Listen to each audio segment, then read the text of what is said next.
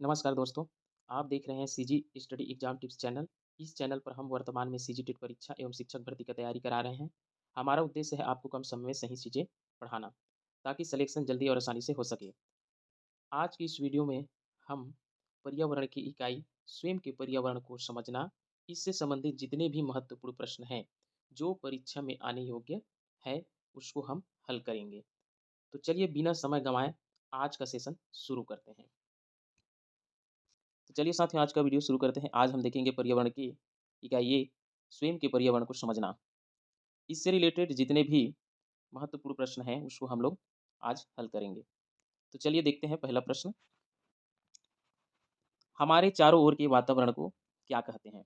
Option है पर्यावरण, जैविक घटक, अजैविक घटक, ऊर्जा संघटक।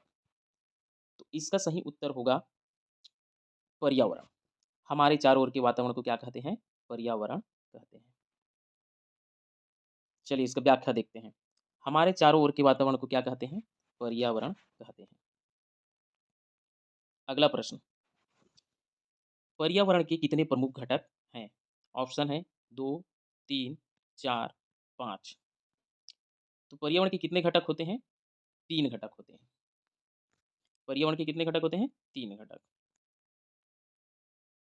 चलिए इसकी व्याख्या देख लेते हैं। पर्यावरण के 3 घटक बताए गए हैं। पहला है भौतिक या अजैविक घटक, दूसरा है जैविक घटक और तीसरा है ऊर्जा संघटक।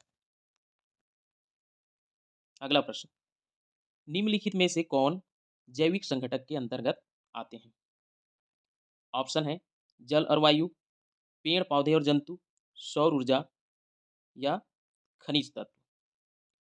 तो इसका सही उत्तर होगा ऑप्शन नंबर बी, पेड़ पौधे और जंतु। जैविक संघटक के अंतर्गत पेड़ पौधे और जंतु आते हैं। इसका व्याख्या है सूक्ष्म जीव, पेड़ पौधे और जंतु जैविक संघटक के अंतर्गत आते हैं। अगला प्रश्न है भौतिक या अजैविक पर्यावरण के उदाहरण क्या है?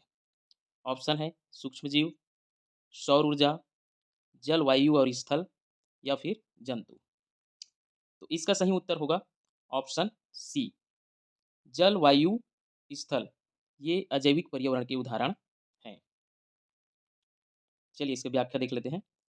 जल, वायु, स्थल और खनिज तत्व आदि को भौतिक या अजैविक पर्यावरण में शामिल किया गया है। अगला प्रश्न, ऊर्जा संघटक के अंतर्गत कौन सी ऊर्जा आती है? ऑप्शन है सौर ऊर्जा, भूतापी ऊर्जा, ए और बी दोनों और इनमें से कोई नहीं। तो ए इसका सही उत्तर होगा ऑप्शन सी, ए और बी दोनों। ऊर्जा संघटक के अंतर्गत सौर ऊर्जा, भूतापी ऊर्जा दोनों आते हैं।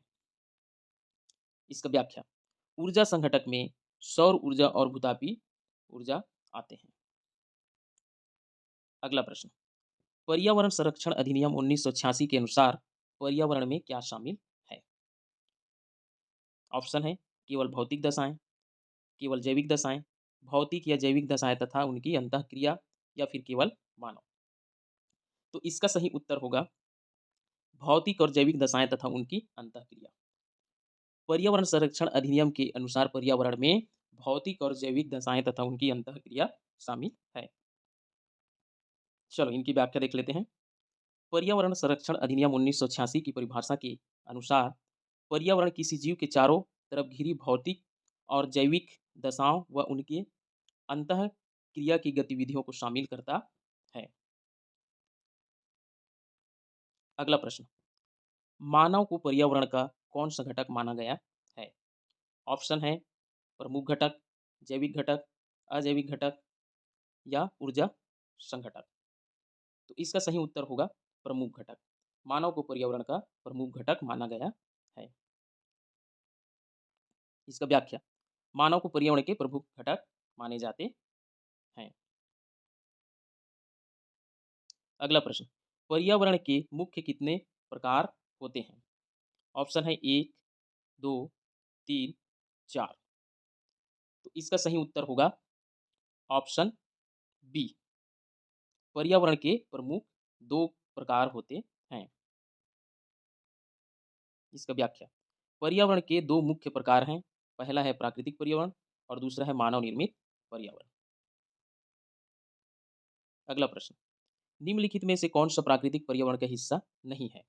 ऑप्शन है जलमंडल, स्थलमंडल, वायुमंडल और फसल उत्पादन। तो इसका सही उत्तर होगा फसल उत्पादन। प्राकृतिक पर्यावरण में फसल उत्पादन शामिल नहीं होता। इसका व्याख्या। जलमंडल, स्थलमंडल और वायुमंडल प्राकृतिक पर्यावरण के भाग हैं, जबकि फसल उत्पादन मानव निर्मित पर्यावरण के अंतर्गत आता है।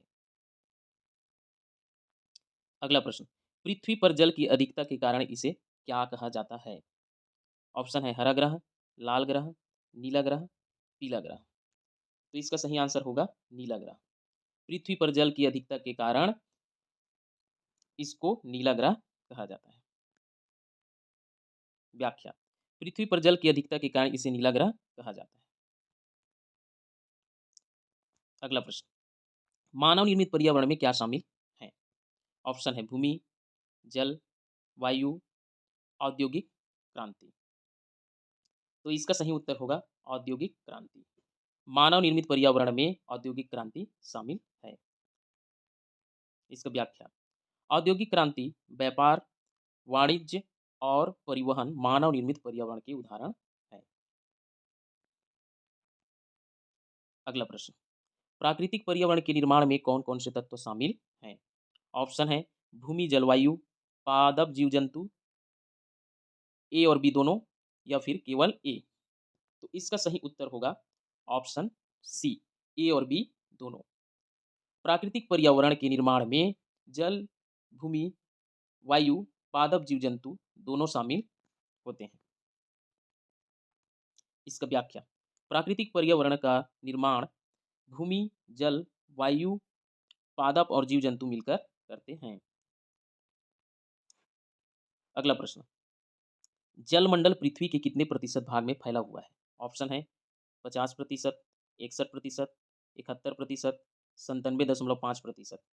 तो इसका सही उत्तर होगा ऑप्शन नंबर सी, 71%। जलमंडल पृथ्वी के 71% भाग में फैला हुआ है। इसका व्याख्या। जलमंडल संपूर्ण पृथ्वी के 71% भाग में फैला हुआ है। अगला प्रश्न, पृथ्वी पर उपलब्ध कुल जल का कितने प्रतिशत महासागरीय जल है? ऑप्शन है 2.5%, 71%, 97.5% या फिर 100%। तो इसका सही उत्तर होगा ऑप्शन नंबर सी, 97.5%। इसका व्याख्या। पृथ्वी पर उपलब्ध कुल जल का 97.5% महासागरीय जल है। अगला प्रश्न, पीने योग्य जल पृथ्वी पर कुल जल का कितने प्रतिशत है? ऑप्शन है 2.5%, 71%, 97.5% या फिर 100%। तो इसका सही उत्तर होगा ऑप्शन नंबर ए, 2.5%। पीने योग्य जल पृथ्वी पर कुल जल का 2.5% है। इसका व्याख्या। पृथ्वी पर कुल जल का केवल 2% ही पीने योग्य है।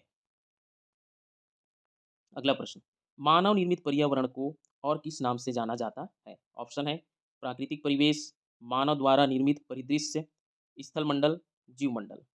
तो इसका सही उत्तर होगा ऑप्शन नंबर बी, मानव द्वारा निर्मित परिदृश्य। मानव निर्मित पर्यावरण को मानव द्वारा निर्मित परिदृश्य के नाम से भी जाना जाता है। व्याख्या। मानव निर्मित पर्यावरण को मानव द्वारा निर्मित परिदृश्य भी कहते हैं। अगला प्रश्न, व्यापार वाणिज्य का विकास किस प्रकार के पर्यावरण के अंतर्गत आता है? ऑप्शन है प्राकृतिक पर्यावरण, मानव निर्मित पर्यावरण, जलमंडल और लास्ट है वायुमंडल। तो इसका सही उत्तर होगा ऑप्शन नंबर बी, मानव निर्मित पर्यावरण। व्यापार हो गया, वाणिज्य का विकास किस प्रकार के पर्यावरण के अंतर्गत आता है पूछा था, तो इसका सही उत्तर होगा मानव निर्मित पर्यावरण। इसका व्याख्या।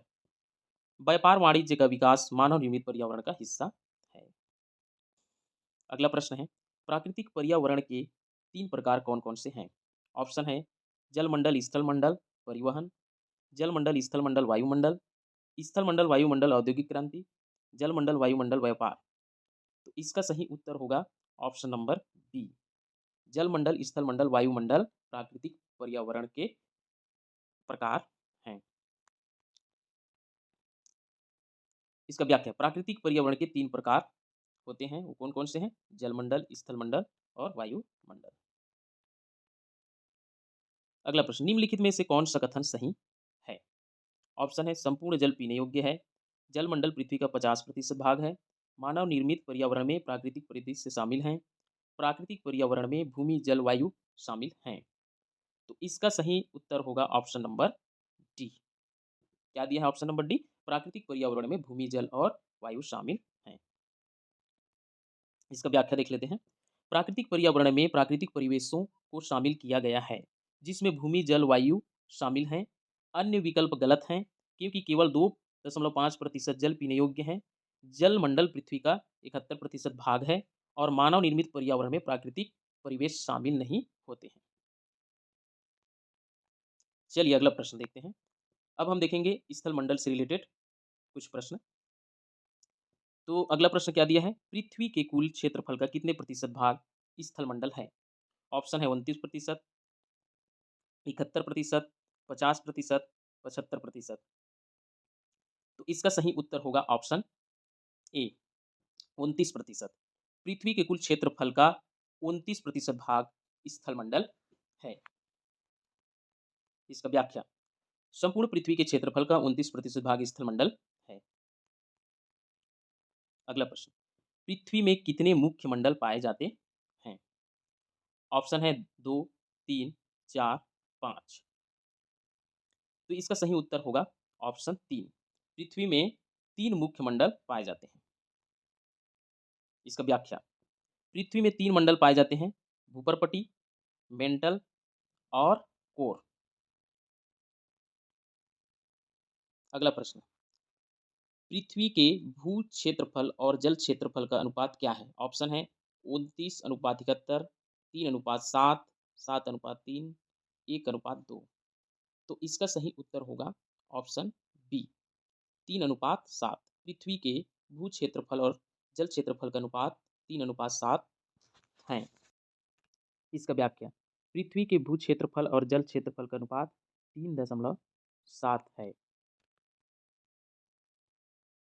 अगला प्रश्न, स्थल मंडल की भूपृष्ठ परत पर क्या पाया जाता है? ऑप्शन है जल, गैसें, ठोस तरल पदार्थ, जलवाष्प। तो इसका सही उत्तर होगा ऑप्शन नंबर सी, ठोस तरल पदार्थ।